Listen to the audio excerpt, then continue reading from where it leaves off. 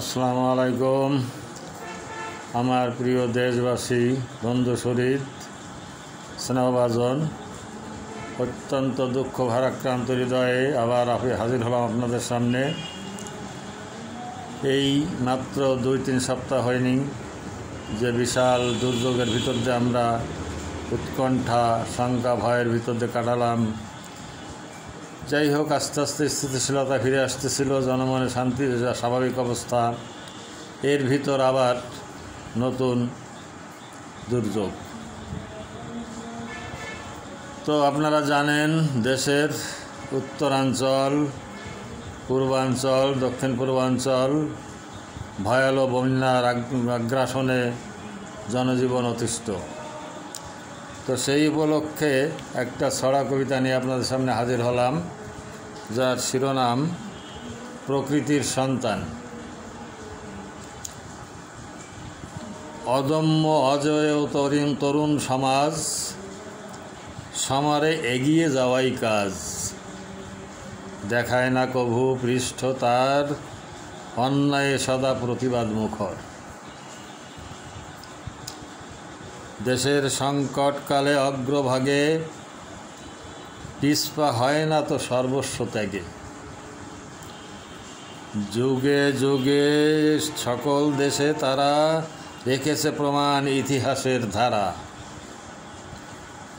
52, 71, 90, 24 বিনা ডাকে ছেড়েছে ঘর অহর্নিশ।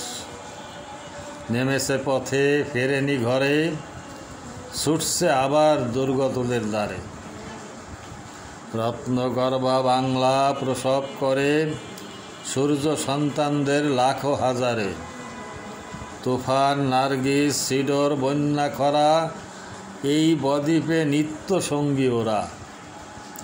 চালায় তাণ্ডব, কেড়ে নেয় সর্বস্ব, শক্ত পেশিতে গড়ি দেখে বিশ্ব। পর্বত দৃঢ়তায় মোকাবেলা করি, প্রকৃতির সন্তান তার দয়ায় উত্তরী। তো আমি আসলে আবৃত্তিকার নই, পাঠ করলাম আর এখনই লিখলাম।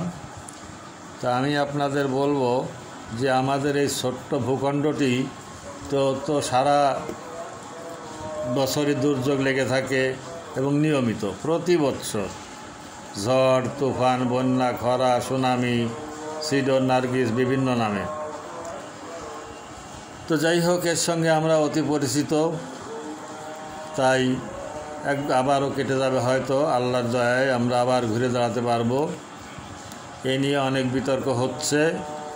কেউ বলছে কৃত্রিম, কেউ বলছে প্রাকৃতিক। আমি ওই বিতর্কে যেতে চাচ্ছি না। তবে আমি যে কথাটা আপনাদের দৃষ্টি আকর্ষণ করতে চাই, যে আমাদের তরুণ সমাজ, আপামর জনতা, এদের যতই দুর্নাম থাক, বদনাম থাক, সমালোচনা থাক, এবং বিশ্বে আমাদের দেশ দুর্নীতিতে চ্যাম্পিয়ন হয়, এটার জন্য কিন্তু এই তরুণ সমাজ এবং সাধারণ জনগণ, খেটে খাওয়া মজুর, এরা কেউ বিন্দু মাত্র দায়ী নয়। এটার জন্য দায়ী হলো আমাদের সামাজিক, রাজনৈতিক এবং প্রশাসনিক পাকা মাথার কর্তা ব্যক্তিরা। সত্যি কথা বলতে কি, এদের সংখ্যায় অত্যন্ত কম। এদের কিছু চামচাও থাকে, তাদের সংখ্যা বহু একটা কম না। কিন্তু অধিকাংশ লোক অত্যন্ত দরদি, সাহসী এবং একতাবদ্ধ, এবং এদের দিলে অনেক মায়া, তারা অনেক ত্যাগ করতে জানেন। এর প্রমাণ আপনারা দেখছেন রানা প্লাজায় এমনভাবে তরুণ যুবকরা যে সাহসে ভূমিকা রেখেছিল, যা প্রশিক্ষিত আমার বাহিনীও সাহস পায় নাই, সাহস করে নাই। প্রতিটা দুর্যোগে এরা এগিয়ে আসছে, জীবন দিছে, জীবন ঝুঁকির মাথায় দিছে। আবারও এই দুর্যোগে তারা অত্যন্ত ক্লান্ত, শ্রান্ত, দীর্ঘ সংগ্রামে, ট্রাফিক মোকাবেলায়, তারপরও তারা ঘরে ফিরে নেয়, আবার ছুটে যাচ্ছে সেই বন্যার্ত এলাকায়। সাথে আমাদের সেনাবাহিনী, নৌবাহিনী এরা আছেন। তো আমি আবেদন জানাবো আপনাদের কাছে, যার যেখান থেকে যতটুকু সামর্থ্য হয় সেভাবে এগিয়ে আসবেন। কেননা আমার ভাই, আমার বোন, আমার দেশের মানুষ এখন তারা দুর্যোগে পড়ছে, তাদের সাহায্যে যাওয়ার আমাদের অত্যন্ত জরুরি কর্তব্য, আমাদের নৈতিক এবং জাতীয় দায়িত্বের মধ্যে পড়ে। তো হয়তো দেখা যাচ্ছে যে আমার সামর্থ্য নাই, আমি 5 টাকা দেবো, কিন্তু আমরা প্রত্যেকে শরিক হওয়া উচিত, শরিক হতে চাই। আর যারা শারীরিক আর্থিকভাবে সকল দিক দিয়েই দুর্বল বা অক্ষম, তারা সৃষ্টিকর্তার কাছে প্রার্থনা করবেন যেন এই দুর্যোগ থেকে আমরা খুব সহজে পরিত্রাণ পাই, ক্ষয়ক্ষতির মাত্রা কমে। আর এই যে নারী, শিশু, বৃদ্ধা, অনেক গর্ভবতী মা আছেন, নবজাতক কোলে অনেক মা আছেন, এদের বিভিন্ন রকম তাদের পারিবারিক পশু পাখি আছে পালা, এই যে কী দুর্যোগ, এটা চোখে না দেখলে বোঝা যাবে না। তো আমি একটা কথা বলি যে আমাদের ভিতরে মানবতা আছে, কিন্তু বহির্বিশ্বেরও অনেক দেশে তাদের সাহায্যে তারা এগিয়ে আসেন, কিন্তু সংগঠিতভাবে নিয়মমাফিক তাদের কাছে আবেদন জানাতে হবে।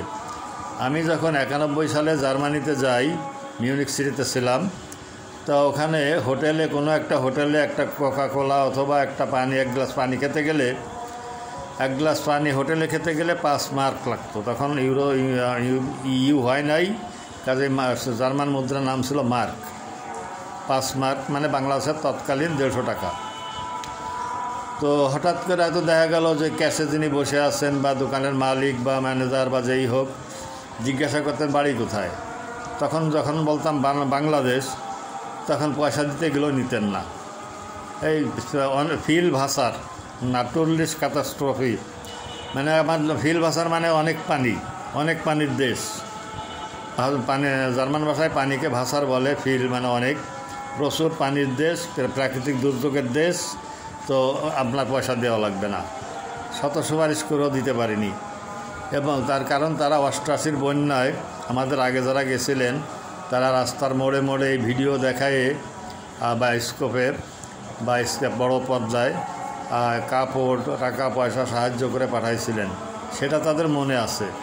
তা এরকম আমাদের আদর যত্ন তারা করতেন, সহানুভূতি দেখাতেন। কিন্তু আমাদেরও তো ভিতরে কিছু শয়তান আছে, বজ্জাত আছে, উচ্ছৃঙ্খল আছে। 92-তে ওই একটা ফুলের ব্যবসা নিয়ে বাঙালিতে কোন্দলের মাধ্যমে একটা মার্ডার হয়ে যায়। এরপর থেকে তারা বাঙালিদের খুব ঘৃণা করা শুরু করলো যে এরা মাফিয়া। তো আমরা আসলে দেশে বিদেশে সব জায়গায়, আমাদের দেশের শ্রমিকদেরও আবার কিন্তু বিদেশে খুব কদর আছে, তার কারণে কাজে ফাঁকি দেয় কম, ছুটি নেয় কম। তার কারণ যায় তো সবাই সাধারণ মধ্যবিত্ত, নিম্নবিত্ত পরিবারের সন্তানরা, তারা ওভারটাইম করতে চেষ্টা করে, তারা অতি দ্রুত কিছু বেশি পয়সা ইনকাম করার চেষ্টা করে। এই জন্য বাঙালি শ্রমিকের খুব চাহিদাও আছে, গুরুত্ব আছে।